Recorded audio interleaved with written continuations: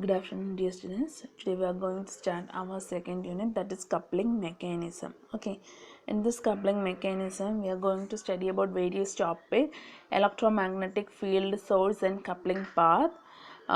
So, in this electromagnetic field source and coupling path, we are just going to study about various coupling path between the between the emitter and receptor, or in between the emitter and receptor. What about the various coupling path that we are going to discuss? Okay, coupling via the supply network, common mode coupling, differential mode coupling, then impedance coupling, inductive and capacitive coupling, radiative coupling, ground loop coupling, cable related emission and coupling, transient source, automotive transient. These we are going to discuss in the second unit. So let's start with the introduction. So there are many ways in which the electromagnetic interference can be coupled from the source to the receiver. Okay. So there are many ways for the interference to reach to the receptor side. Okay. So that we are going to discuss. Okay. First one is radiated coupling. In this type of EMI coupling, it is it is a type of electromagnetic interference coupling. Okay, so if the source and victim is separated by a large distance, okay, more than a wavelength, we can say it is if it is more than a wavelength, that is the separation between the source and victim is more than a wavelength, we can say it is the radiated coupling. Okay, so that is here the source will radiate the signal, right? So I don't know whether it is a wanted signal or unwanted signal. Okay, so when the receiver receive the unwanted signal through the radiated coupling, the victim receive it and it will affect the performance of the circuit. Okay, performance of the receiver. Okay, so that is the radiative coupling. What is radiative coupling? In this radiative coupling, if the distance between the source and receptor is greater than lambda, we can say there exists a radiated coupling. In this, the from the source from the source it will radiate wanted or unwanted signal, and the receiver will receive this signal through the radiated coupling, which will affect the or disturb the performance of the system. Okay, and the next one is conducted coupling. In the conducted coupling, so from the conducted coupling means if there is a conduction route exists in between the source and receptor, we can say conducted emission occur. Okay, so this will occurs in the power cables or interconnection cablings. Okay, so it will occur there.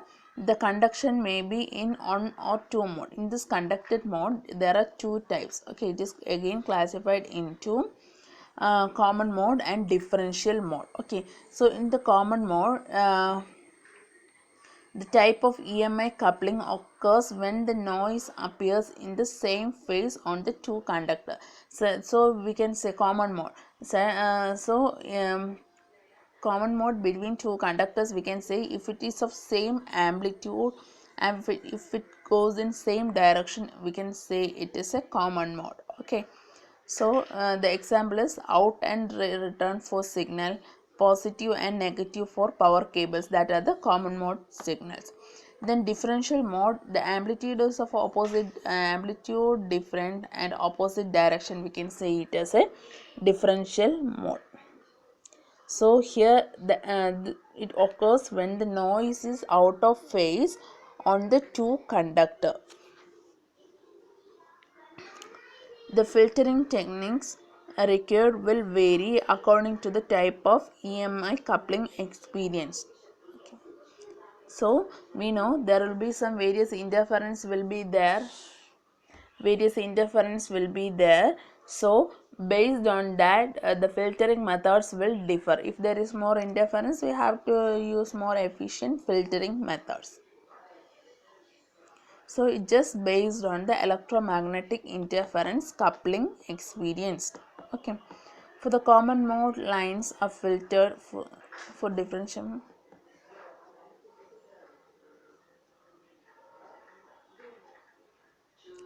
Okay. Next one is inductive coupling.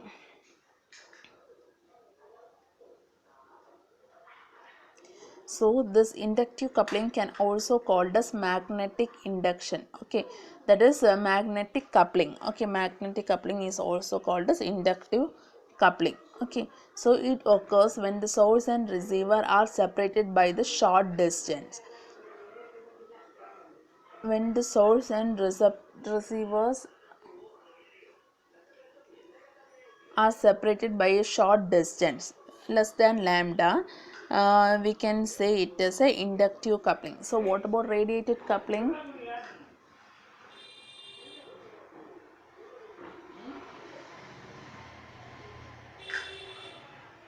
In the radiative coupling, we can say the wavelength is greater than lambda. Okay, if there is a wavelength greater than lambda, we can say it is a radiative coupling, and if it is less than lambda, we can say it is an inductive coupling. Okay, if it occurs when the source and receiver are separated by a short distance. Okay, so here inductive coupling is of two types: electrical induction and magnetical induction. So this magnetical induction is the inductive coupling, and we can say electrical induction as the capacitive coupling. Okay, so when we take an inductor, there they are using a principle. When we are placing two inductor closely, there will be some magnetic induction in between that, so we can say it has the inductive coupling. Okay, in the capacitive coupling, there will be some electrical induction between the two plates of the capacitor. Okay,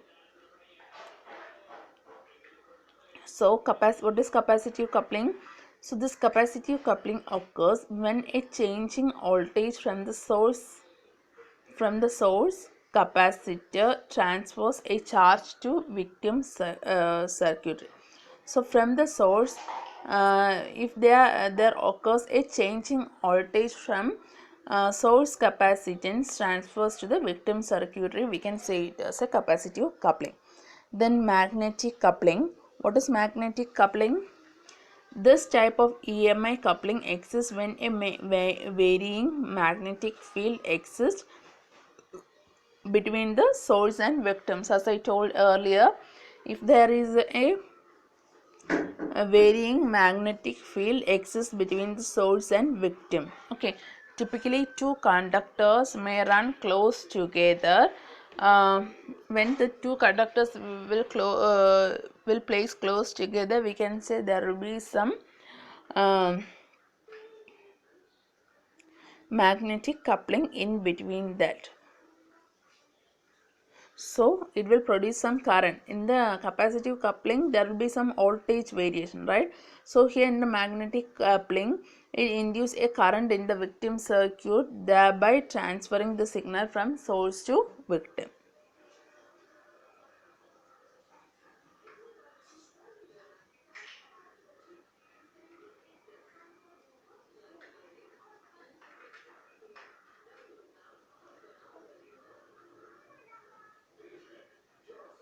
So here, so these are the various coupling mechanism, right? So by using this coupling mechanism, we have to find how we can able to reduce the interference or disturbance that will reach us the receiver side. So based on that, we have to take measure to reduce this EMI. Okay, we have to reduce this EMI to the acceptable level.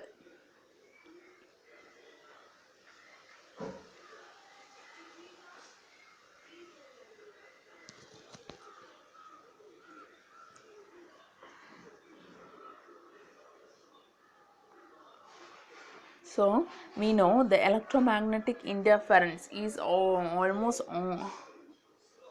is almost present in all areas in the electronic field.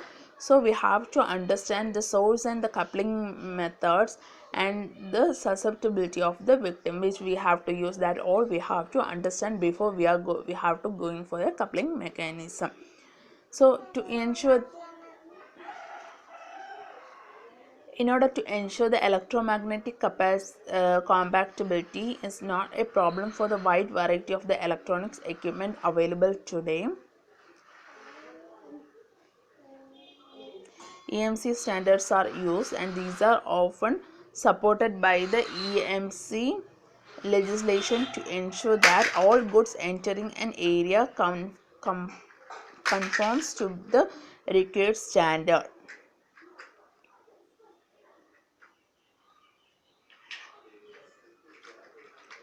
So this is just an arrangement showing this noise source, coupling path, and the victim. Okay, so the receptor is shown below. Here in this there is a source and victim, and there is a inductive path, conductive path, and radiative path. Okay, so as I told earlier, the inductive path. So suppose if there is a inductor, two inductors are connected, so there will be a magnetic induction in between these two conductors, that is shown here. Here in this it is shown here. Okay,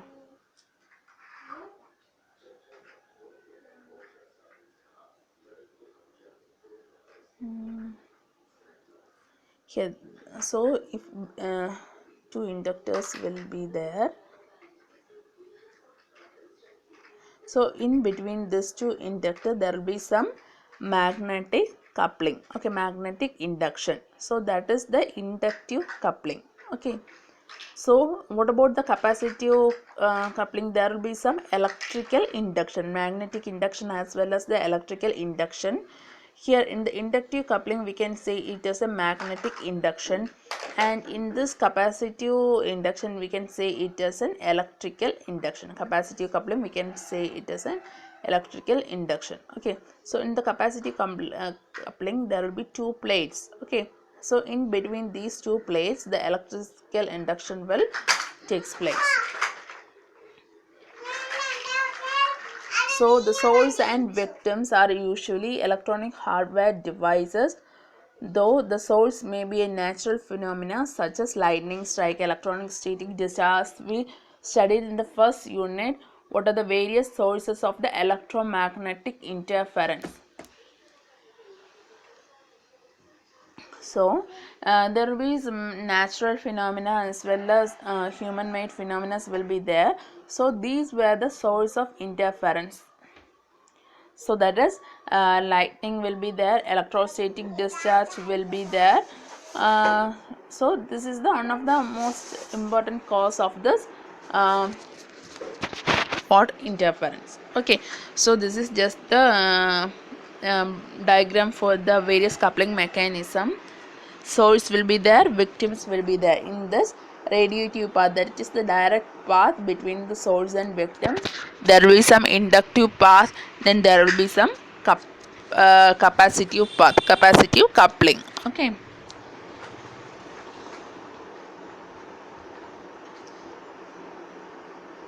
next, capacitive mechanism, coupling mechanism of electromagnetic interference. Okay, so the coupling mechanism can be grouped into conducted coupling and coupling caused by radiated or a radiated field. Okay, so it is grouped as conducted coupling or radiated coupling. Okay, the field coupling can be a far field or near field. So it will be of far field or near field. In the conducted coupling, the unintended signal energy leaves a unit via its cable.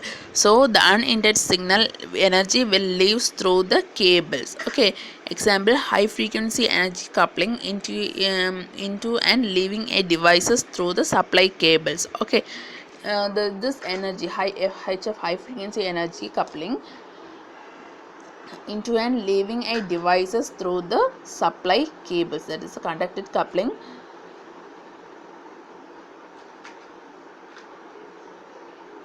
So this type of interference is not inhibited by inline connectors. Okay, then next one, defective ground connection. It will just cause the interference, that is the interference that is caused due to this coupling. Okay, conducted coupling. Defective ground connection causing ground loops, and it will increase the interference, enhance this interference. Okay, ground connections will be poor, it will cause the ground loops, just it will increase the interference. So here if we are using a common ground mechanism, okay, that is the we are using this ground for two devices. If we are taking, we are using a common ground. If the ground connector is not functioning properly,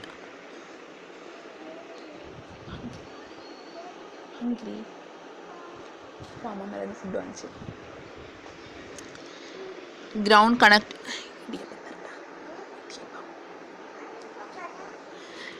if two units theoretically use the same ground, and if the ground connector is not functioning properly, an interference that would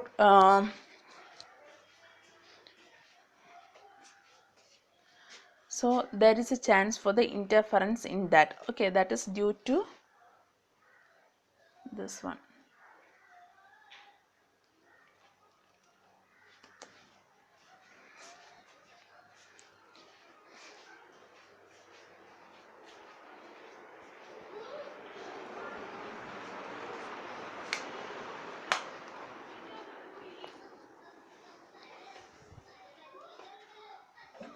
So here the interference will goes to the simply lead to ground, might find another path with lower impedance. A common mode signal can convert to flow in the same direction on both wires. Okay, a differential wire pair cause opposing effect on both wires. Then radiated coupling or field coupling. So here the radiated coupling of two types, near field coupling and far field coupling. So here in this, the interference is induced into the victim by changing the electric or magnetic field. So here in this it is as closer than the distance of 1/6 of the wavelength. Okay, so here the interference is induced in the victim by changing electric or magnetic field that is at a closer distance than 1/6 of the wavelength. So the interference increases with faster changes in the field, higher frequencies, and shorter distance. Okay, for the capacitive coupling, that is the coupling from the coupling from an electric field, the voltage of the interference source cause a electric field across the gap between its own wire and wire on the adjacent victim system. That you have to read. Okay,